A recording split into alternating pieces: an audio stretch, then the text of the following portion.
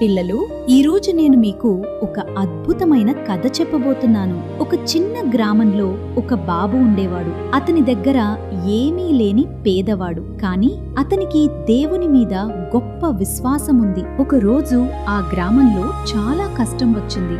వర్షం పడలేదు, పంటలు ఎండిపోయాయి. అందరూ బాధపడుతున్నారు. కాని ఆ చిన్న బాబు దేవుని నమ్మి ప్రార్థించాడు.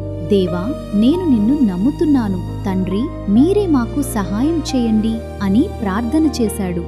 అప్పుడు దేవుడు అతని ప్రార్థన విన్నాడు. ఆకాశం మారింది, మేఘాలు వచ్చాయి, వర్షం పడటం మొదలైంది. గ్రామం మొత్తం ఆనందంతో నిండిపోయింది.